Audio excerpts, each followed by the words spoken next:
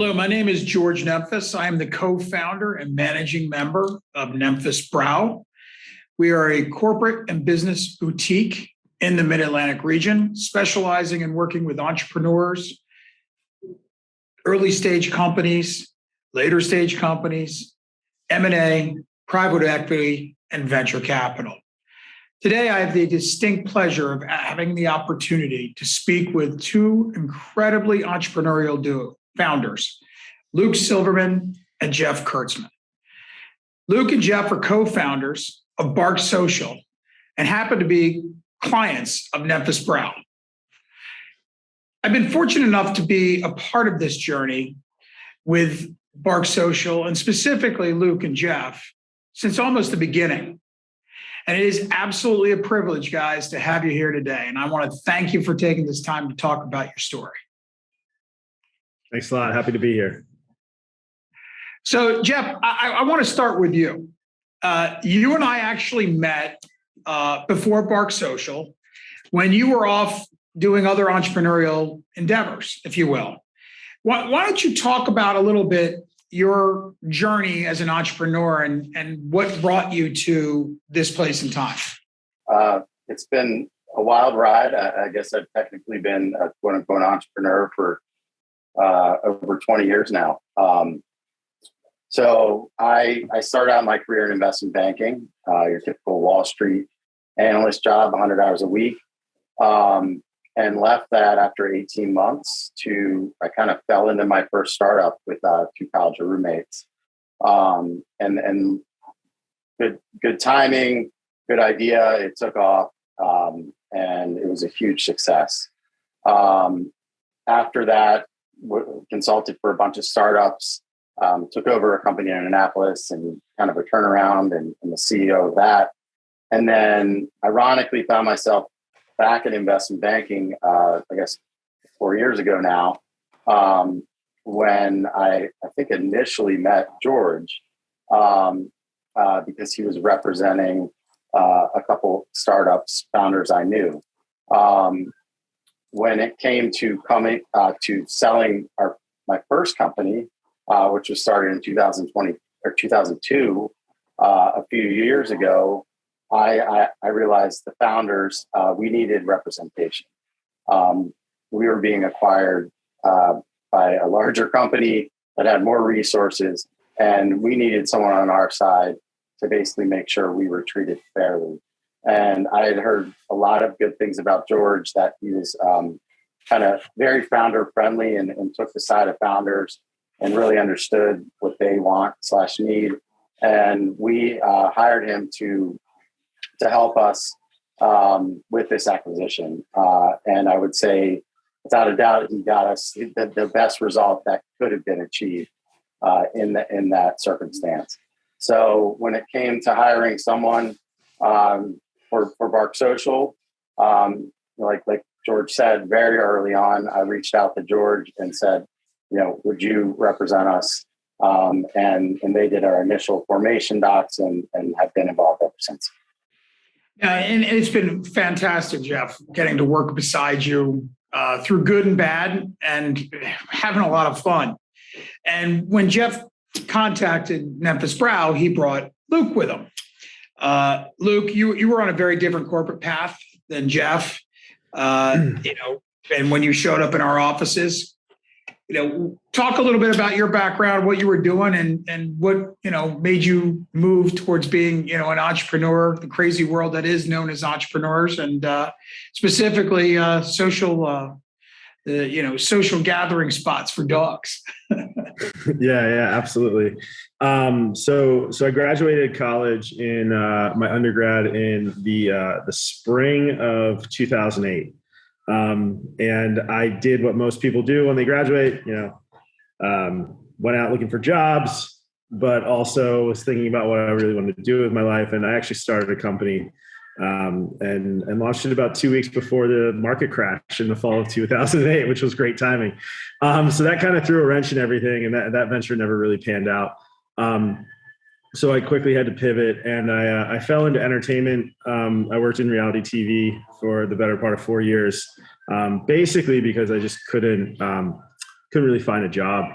between '08 and 2012. That made sense. That was really fun. I did a lot of the business aspects of television. And then around 2012, I thought I wanted something more stable and a bit more lucrative, or so I thought at the time. And I went into corporate Medtech, working for large Fortune 500 medical device companies. Over the course of about 9 years, I jumped around a lot from companies as well as positions in sales, marketing, and strategy roles. And then, like most people, they had somewhat of a quarter life crisis, and kind of woke up and said, what am I doing here? Went to grad school. And throughout that 2-year journey in grad school while working full time, I realized that my passion was always to create something and ultimately be an entrepreneur. And I just really wanted to get out of the corporate life. It just really sucked my soul out of me. And so over the course of 2 years, I stumbled upon a similar concept where I was living at the time and became friendly with the owner, and we still have a good relationship to this day. And I just said, you know what, I think there's something here. And we can bring it to geographies that don't currently have it. And I think we could elevate the experience and the brand a little bit. And that's where I called Jeff, and Jeff took about a week to look into this space, and he was all in ever since. So it was pretty cool. And I think we got introduced to you, George, probably like a couple of weeks after Jeff decided to go all in. So, yeah. So we're going to get to what it was like to open up the very first Bark Social. But before that, I was there with you while you all were trying to explain this concept to potential investors and individuals that were, interested in what you two were doing. Why don't you give a little bit about what that process was like and the ups and downs of having to, quite frankly, be the first one through the wall on, this type of concept that was going to be, I will say, professionalized and turned into a repeatable business. So what was that like, going out there and talking to people and trying to explain to them who you are? Yeah, I think that's a great question. There were two types of people. Jeff could probably speak a little bit more intimately about what it's like to go out with a first idea to initial potential investors. So I'll let him answer that. But effectively, there were basically two camps. One camp that was like, oh my God, this is the best idea ever. I wish I had this idea. And then people who were literally looked at us like we were absolute lunatics and morons. And so, it was interesting to kind of see the response. Like I said, it was either you got it or you didn't. So yeah, I mean, Jeff, what was your experience with respect to Bark Social versus other ventures you were a part of? It was typical in the sense that we had nothing more than an idea at that stage. We did our research. I think that really showed. Luke and I went to almost 20 similar concepts throughout the country, and really did our research and figured out what works, what doesn't, what needs to be added, what other potential kind of revenue lines there were. And I think that really was critical, and I think investors really saw that we did our due diligence. But like Luke said, you're pitching an idea, and no one had ever heard of a dog bar because there wasn't a single dog bar in the Mid-Atlantic region until we launched our first location. And so most investors, if not almost all of the well over 100 investors we spoke to, had never even heard of a dog bar or been to one. So, you had to really explain to them what this is going to look like. We had some renderings made by our architect, I think, that helped them visualize it. But really, it was a leap of faith for them.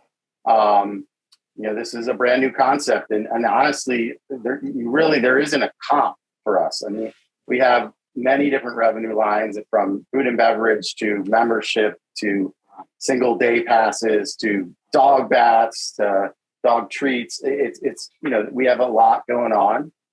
So some investors said, wow, this is almost too much to comprehend. I can't really figure it out. What are you? Are you a dog park? Are you a beer garden?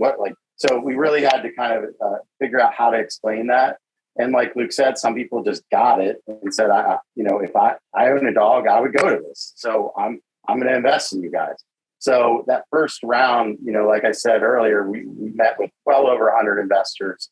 I got strung along by several of them.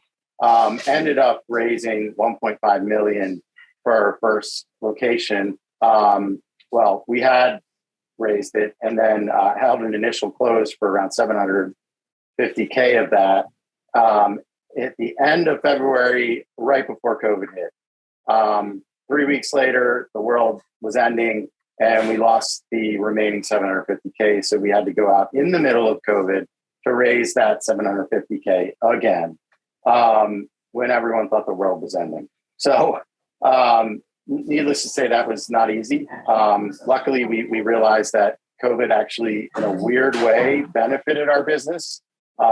For a few reasons. Everyone was adopting dogs. Landlords were losing tenants left and right. And everyone wanted to be outside because that was safer. And we realized that, and we kind of changed our pitch and made it, obviously pitch to people that this is a COVID safe business. If there ever was one. So, that worked out. We ended up raising the money, and then 9 months later, I think we launched our first location. So, and that's a great segue, because I think it'd be really interesting to talk about how you picked that first location. What went into your decision-making? Because I realized that you were looking at several potential locations, but your first location stuck out to you.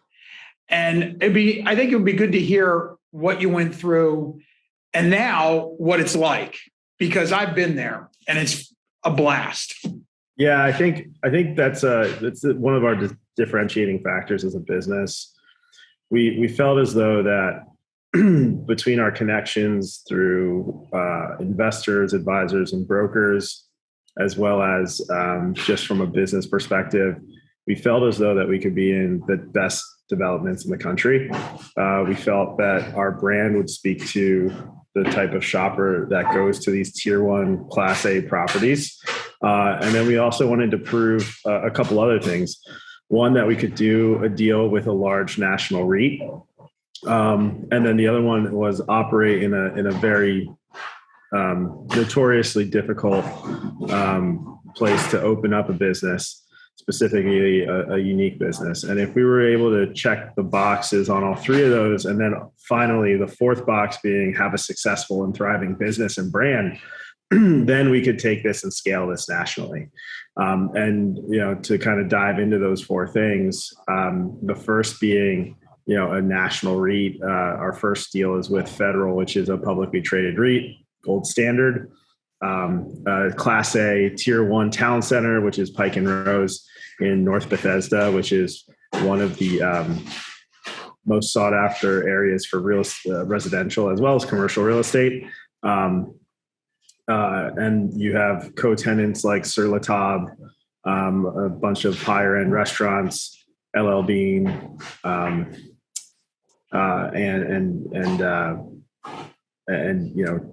REI. And then the difficulty in opening up a location in the county, Montgomery County is just known to be a somewhat difficult county to operate a business, let alone a new, novel, unique business. And we were able to navigate the permitting path through there. And then finally, the fourth one being, well, if you do all this work, does it really matter and have a thriving business? And the answer is yes. We had lines for 3 hours to get in pretty much every week through the spring, summer, and fall. The business is performing better than we anticipated. And obviously that shows through our growth plans and us recently opening up a second location. The issues were significant. This was not an easy task, whether it was permitting, whether it was supplies, whether it was with potential service vendors or other vendors. It was not an easy task, and it was not for the faint of heart. And And George, you helped us on a few of those occasions.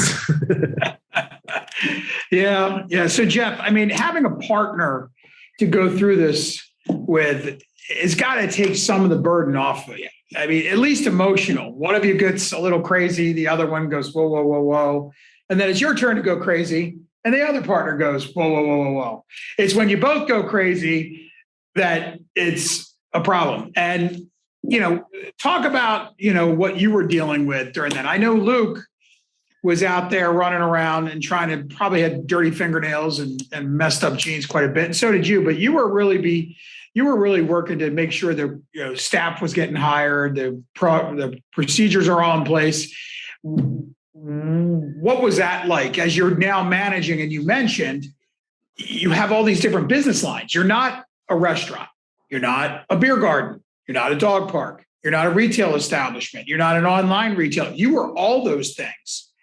And I know that, you've spent a great deal amount of time dealing with that aspect and how to bring it all together and be able to present it as you move forward to your investors and other potential site and landlords. What's that been like? Having a partner is, I think, necessary. I can't imagine, running a company like this solo. I don't think it would end well. So having a partner is absolutely critical, in my opinion. And I think we have a very strong partnership, better than actually any partnership I've ever had in any of the startups I've been involved in. And I think that comes down to a couple of things. I think we have a good, kind of like almost an ideal mix of skill sets, so that, one of us kind of, is more I'm on the financial side, ops side. Luke's on kind of the front end customer facing side, kind of has the food and beverage expertise. I have a lot of the e-commerce branding expertise from previous ventures. So we not really planned on that, but it just kind of worked that way, that our skills combined really was a good combination. I also think the fact that we're both kind of, I guess, brutally honest with each other and talk all the time. And when there are issues, which there always are, we argue it out. And believe me, we had some battles getting Bethesda open. It was just anyone would in that situation with that much stress. And we battled it out, and then the next day or the next hour moved on and acted like that argument didn't happen and acted as a team. So I think that's really been critical to our success. In addition to bringing on some additional, like, very key members over the past year, has really, without that, there's no way we could have accomplished what we have so far. So you guys bust your tail, wagging all the way. Bethesda opens, and there's no other way to describe it. It's a home run. It's just been amazing. Yep. You start looking elsewhere, and your next opening is in Canton, in Baltimore. Is it a little bit like a victory lap in some ways in the local marketplace? Yeah. I mean, it's we learned a lot, and it's funny. We had a debrief a couple of weeks ago with our team to talk about how they thought the Baltimore location opening was, and a lot of them, 2 or 3 were here for that, and then the rest they didn't go through the Bethesda opening because we hired a significant amount of corporate staff as well, and so it was definitely not easy, but it was significantly easier than opening up your first location. Unique challenges at both. This business, and I think most businesses, come down to people. And if you have a good team, if you have a reliable team, if you have a team that that truly sees the vision and is as committed as the founders, which I think we've been very successful at doing at our corporate level and even at our location level, then it'll make things easier. We had issues again with supplies. We had issues again with permitting. We had issues again with vendors showing up on time or even showing up at all. It's one of those things where it's never going to be easy, but the unforeseen problems were significantly less, and it felt easier after it was all over. But by no means was it a victory lap. I will say it was exciting for me. I grew up in Columbia, Ellicott City area, 30 minutes from Baltimore. So to me, that was pretty exciting to open a business in my backyard.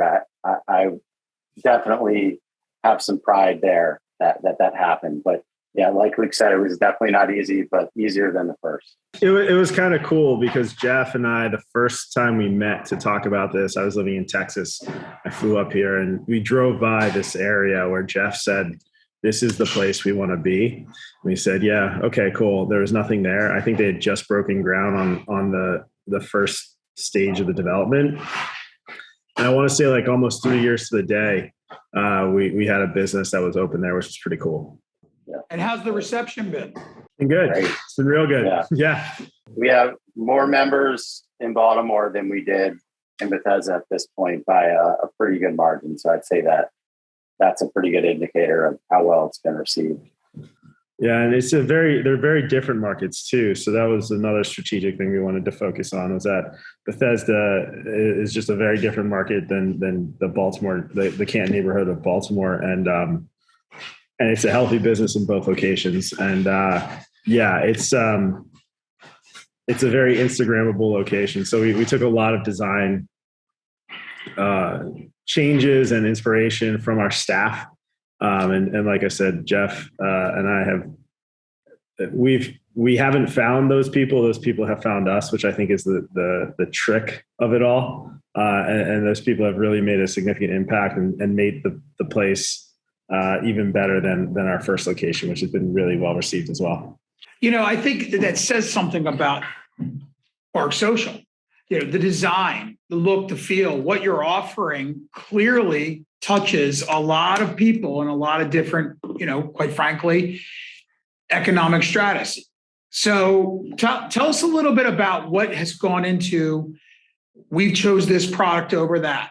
We looked at something, said, yeah, maybe, but said no, but then we really grabbed a hold of something. I know, your colors are vibrant. The logo's fantastic. My dog enjoys your treats every chance he can get his nose on them. So, talk a little bit about what are you guys doing to keep it fresh and keep it moving forward? Yeah, I could start off, Jeff, and then you want to take it there. Very cool. So I think the number one thing is happiness. It's crazy. Dogs literally have a smile on their face. There's no other way to say it. And it's really not, you can't really understand it until you see it, but the dogs are happy. They literally have a smile on their face, which is crazy. The other thing is that the humans are happy, right? And I say this on the first day of training to our staff at both locations. If alcohol, caffeine, and dogs can't put a smile on your face, then we can't help you. And if that doesn't make you happy, then I would appreciate, and I would probably recommend that you kind of look inward a little bit, or you try and find some help. Because at the end of the day, we offer a very unique setting and business for our staff to be in, and that unique experience and format that we've created lends itself to happiness and fun. And so we don't take ourselves too seriously. We take the experience very seriously, but we don't take ourselves as a brand too crazy. Our customers are mainly overwhelmingly women are the decision makers and our customers. And so we wanted to speak to our customers. and taking that happiness approach, we want it to be fun, vibrant, cheeky, and somewhat, bright and colorful. And so from that, we kind of think about our experience in both the retail side, with our branded products like our shirts and our dog stuff. And then we also think about, kind of the entire experience. So there's full surround sound, there's 12 75-inch TVs, there's turf, and the location is literally deep cleaned every single night, so that, you're not going to be happy if it smells like a dog park. So one of our key things is if it smells like a dog park, looks like a dog park, it's a dog park. And if it's a dog park, it's not Park Social. And so for that reason, taking this like fun, vibrant, and not too serious approach, but really hyper focusing on our customer experience and our training and our engagement with customers is really kind of what creates the space and creates the brand. And you'll see that change up and evolve over time at our future locations. But I think Jeff probably can speak a bit more eloquently than I can. Yeah, just a couple of things to add. I mean, I think one of the surprises that we had from day one was the number of people coming without dogs. We thought there'd be some, but it's a significant percentage. And that's either, people joining their friends that have a dog, or people literally just walking in because they like being around dogs, or maybe they're thinking about getting a dog, or they just like, we're a cool outdoor beer garden or a coffee shop. It's a cool place to work out of. So that's been really cool to see. It's become kind of a gathering place. And the other thing is, we didn't really think about it this way in the beginning, but we become kind of like a dog club. We actually started calling ourselves the Social Club for Dogs. And that really kind of frames our thinking, because a lot of people have like literally met a lot of their new friends at Bark Social through their dogs. And they meet up all the time at location. People have met, significant others already at Bark Social. So I think the fact that it's almost become like a community gathering place, much like dog parks function. Bark Social is like that. It's a club where you really feel like you're joining something, and there's a lot of familiarity there. We kind of like sometimes compare ourselves to the modern day like Cheers, where a lot of our customers come 3, 4, 5 times a week, which is almost unheard of. It's becoming kind of their third place, almost like a Starbucks is for a lot of people. So that's been really cool to see happen. I mean, if you think about it, a lot of people do say you can tell a lot about a person by the way in which a dog reacts to them. I mean, so, being at your place with dogs running around everywhere, hanging out, it definitely has an amazing vibe. So now you've got Bethesda, you got Canton. What's next? Don't want to talk too soon, but we have we're currently in the permit process and getting ready to start build on our third location in the Manayunk neighborhood of Philadelphia. And as you're well aware, George, we have another 4 or 5 leases that you're currently negotiating for us that will take us into the West Coast, as well as another couple locations on the East Coast. Our goal is really to be the brand of this space, to be the Kleenex, if you will, of this space, and really just kind of elevate the experience, and then take our brand to the next level. I think the unique thing that we've really done well, and that we're continuing to evolve and think about, is how do we take our brand from in-store into the out-of-store. And one of the opportunities that we had was, there really isn't a pet brand that people wear, right? But 60% of U.S. households are dog owners. But nobody's figured out a brand that says that you're a dog owner and looks cool. And that was one of our focuses. So over the coming months and actually weeks, there'll be a lot of new releases with respect to our merchandise and both human, dog, as well as kind of accessories for humans as well, which we're really excited to see and see how the market responds. So as you guys are expanding, moving forward, experimenting with the various pieces within your business today in an expansion method, what do they say? Imitation is the greatest form of flattery. It's also a significant annoyance. How's it been in the marketplace with, I don't want to say they're competitors because no one is truly like you. It's definitely a challenge. I mean, we've definitely had caught other dog bar owners in our space in Bethesda, clearly looking at how we ran things, our whole operation. Literally a few came up and said, I want to do exactly what you're doing in Richmond or whatever. And, we know that that's going to happen. It's already happening. It's just like any other idea.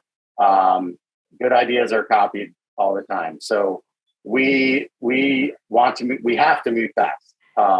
And that's, our main focus right now is pretty much planting our flag in the markets we want to be in. And a lot of that is based on literally people reaching out to us on social media or email saying, when are you coming here? When are you coming here? And it's a really good indicator if we get, 50 people saying, come to this city, that we should probably look hard at that city. So, obviously we have a ton of intel from our real estate brokers as to, our target audience, but it really kind of confirms our decision when we have customers literally saying, when are you bringing Bark Social to Philly?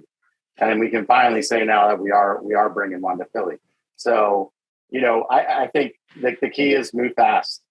We have to open as many locations as we can within reason because we don't want to grow too fast. Yeah. And I think we're thinking about this space a little bit differently than some of the other competitors as well. I mean, instead of what I would say is kind of like the binary or kind of like singular kind of aspect of like physical location, we're thinking about, well, what other places or locations can we actually engage with our customer, right? And over the coming months, there'll be a lot more examples of how we engage with our customer, both in store, out of store, temporarily, maybe longer duration, digitally, physical footprint, mobile, and that is mobile, technology, or also mobile, like moving parts. I'll just say that. And so we're really thinking about this as a essentially as an experience, and as a brand that both has a physical and not physical location. And I think that's very unique to the way we're looking at this space. Well, if you couldn't tell, I had a friend that just joined me who is a Bark Social member. He's he's an extremely well-behaved member. Yeah, he is definitely one of the more well-behaved members. He's one of the few people that apparently won't listen to you. Come here. Oh, he can listen when he wants to. He's just like, no, I'm not bothering. But I think, in thinking about Bark Social and everything that you do, I have to say, I mean, being a member, not only of having the privilege of being your counsel and being a part of your journey, but being a member and having the ability, having the opportunity to take my own beloved pet to Bark Social and interact, you're building something in the community. I mean, it's clear, it's unique. It's an opportunity for people to connect in ways in which they haven't been able to connect, even before COVID.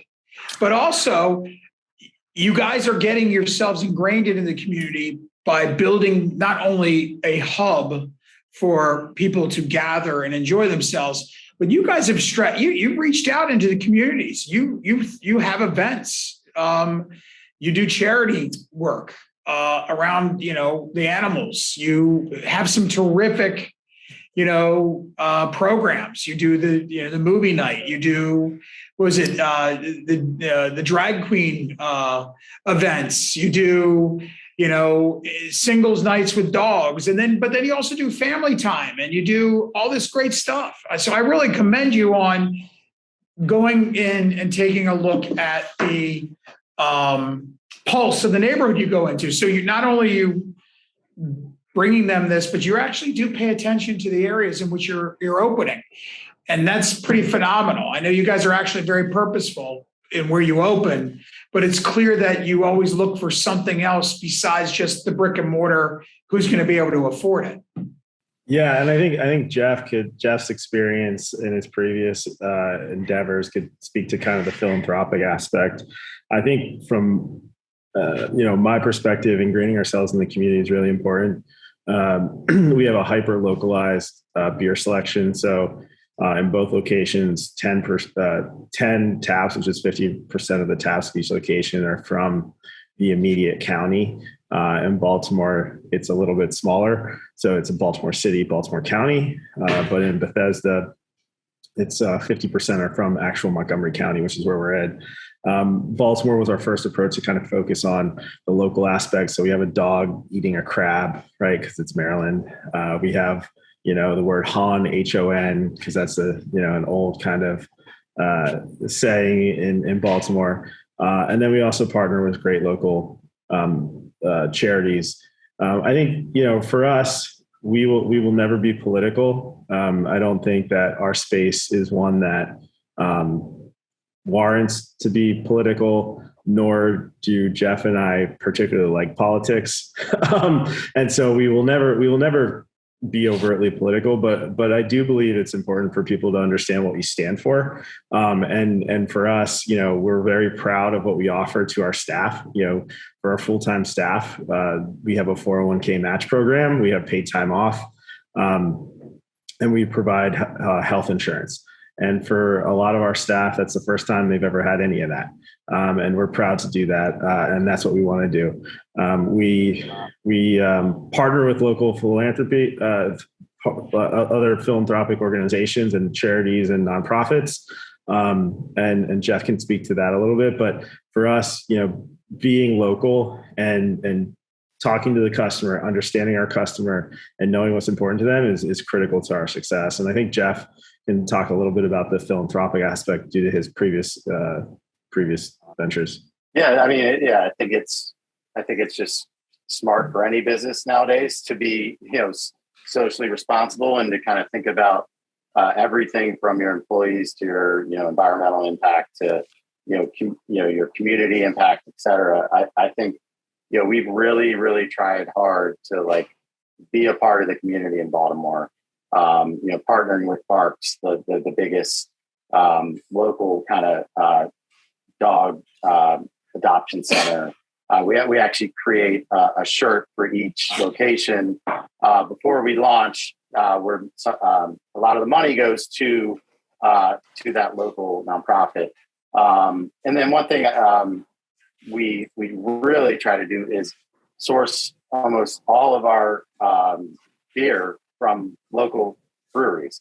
So our target is always a minimum of 50% coming from within the location we're in. So, at any point in time you come to our Baltimore location, 50% of the beer will be brewed in Baltimore City, with the remaining being within the metro area, with the maybe one-off here and there that is not in the area. But we really also like to support those local small businesses because we're a small business as well. And we also think people like to buy from the smaller breweries than, rather than Bud Light. We firmly believe that. So, and we've developed a lot of really good relationships with some of those local breweries, which has helped both of us out. So, really important to us. Good. So when you open up in DC, your T-shirt should say "No politics, just licks." Yeah. Yeah. There you go. Totally. 100%. There you go. So I'm going to ask a question of each of you in conclusion, and it's going to be a little different for each of you. I'm going to ask Luke, if you had an opportunity to talk to yourself a year or two before you did, we're going to do this, what would you say? God, that's a tough question. It's going to be tough, but it's going to be worth it.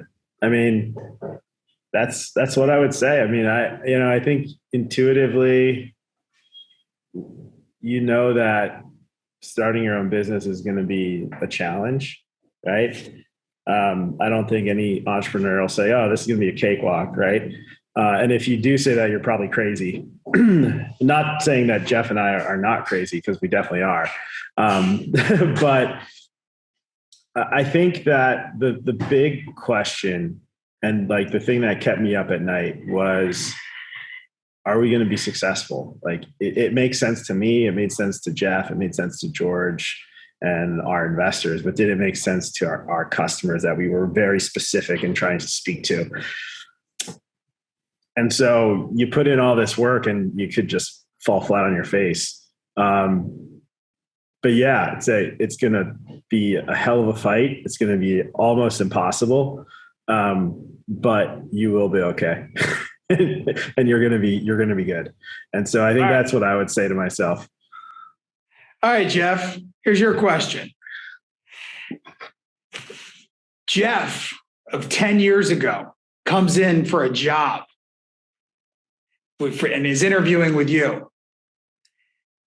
What would you say to him? I'd say get ready for a wild ride, because every day is insanity. We are just, every day we're putting out fires. You're going to learn a lot, and it's going to be fun, but it's going to be a lot of hard work and a lot of ups and downs.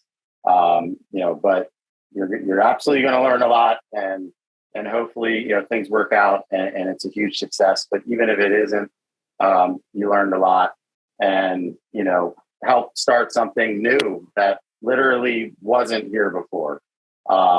So I think, take pride in that we're creating something that no one else has done before and that people are enjoying. Well, let me tell you, I can tell you that I've enjoyed it. Everybody at Memphis Brow has enjoyed it. Our pets enjoy it.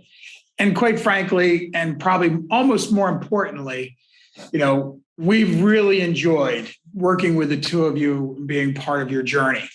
We've taken a lot of pride in watching you guys go off and do your thing, and us being able to say, hey, we actually did some of that, or, we know what's going on there, or, yeah, those guys are nuts, but man, are they a lot of fun. So, we wish you nothing but success, and we have no doubt that it's coming.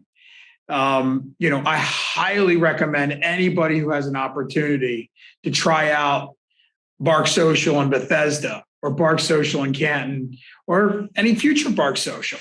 They have to do it. If you don't own a dog, go. You'll want to buy a dog or adopt a dog.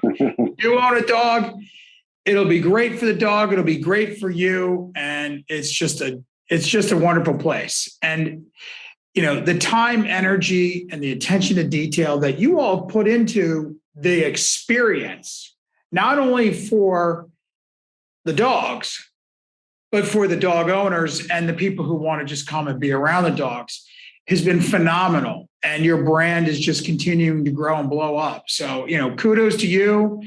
Congratulations. Thank you again for taking the time today to talk about your story and what you're doing. I think it's, inspirational in many ways and educational in others. And hopefully we'll see a bunch of the viewers down at the local local Bark Social. Thanks, Jeff. Thanks. Thank you.